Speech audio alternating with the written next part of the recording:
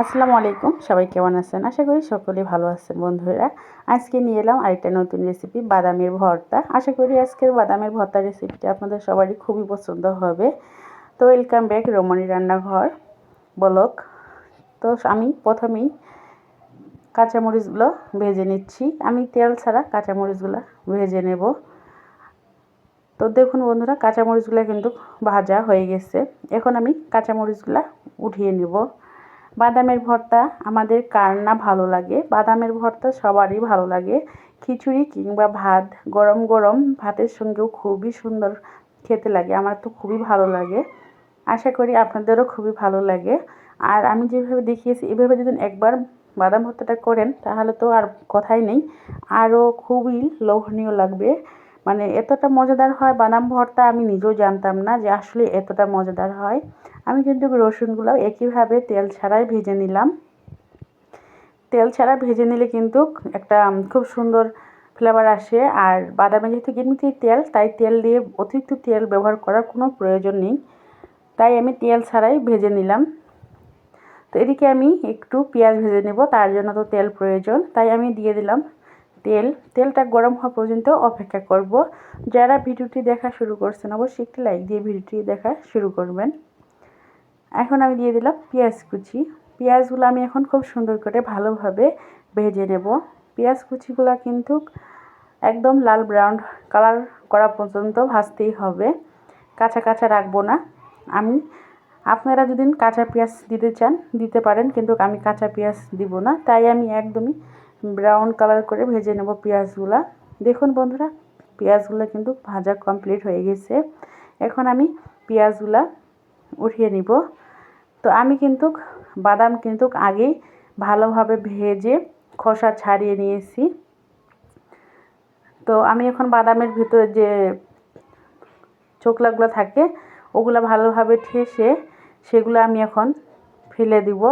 এরকম করে বাদামগুলো কিন্তু খোসা ছাড়িয়ে নেওয়ার পরেই এর হাত দিয়ে কচলিয়ে দিলেই কিন্তু সমস্ত খোসা এমনিতেই উঠে আসবে। দেখুন আমি কিন্তু খুব সহজেই কিভাবে খোসাগুলো উঠিয়ে নিলাম।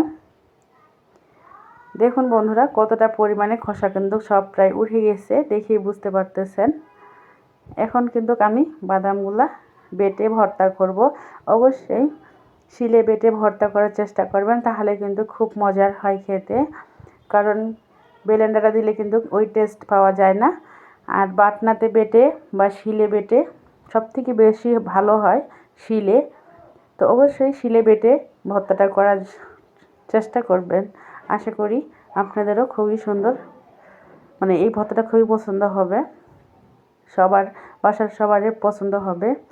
তাই দেরি না করে এখনই একবার হলেও এই বাদাম ভর্তার রেসিপিটা তৈরি করুন।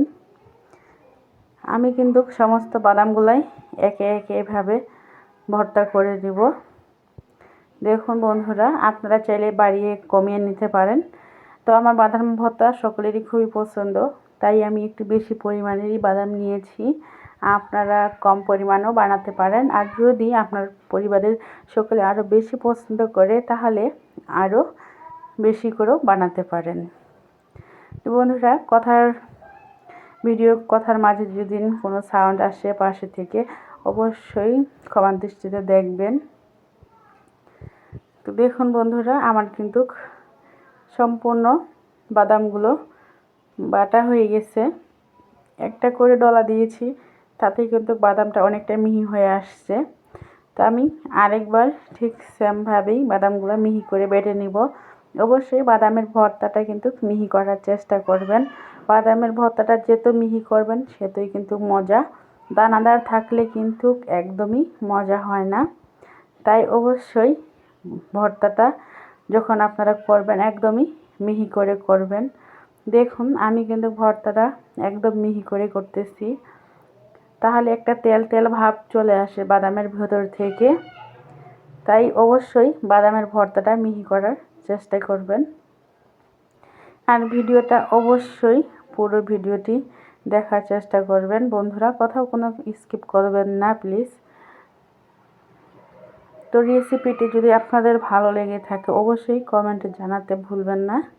এখন আমি রসুন, মরিচ, পেঁয়াজ দিয়ে দেব, দিয়ে ভালো করে আবারও বেটে নেব। মরিচটা আপনাদের ঝাল অনুযায়ী আপনারা খেতে পারেন, যে যেমন পছন্দ করেন ঠিক সেভাবেই ঝালটা নিতে পারেন। অনেকে ঝাল কম পছন্দ করেন, আবার অনেকে ঝাল বেশি পছন্দ করেন। তাই যে যেমন পরিমাণে ঝাল পছন্দ করেন ঠিক সেমনই ঝাল দিয়ে নেবেন। দিয়ে দিলাম পরিমাণ মতো লবণ।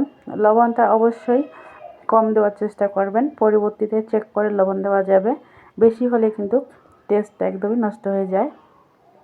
এখন আমি ভালোভাবে বেটে নেব। দেখুন বেটে নেওয়া কিন্তু হয়ে গেছে। এখন আমি কিন্তু আবারও মরিচ পেঁয়াজগুলোর সঙ্গে ভালোভাবে বেটে নেব।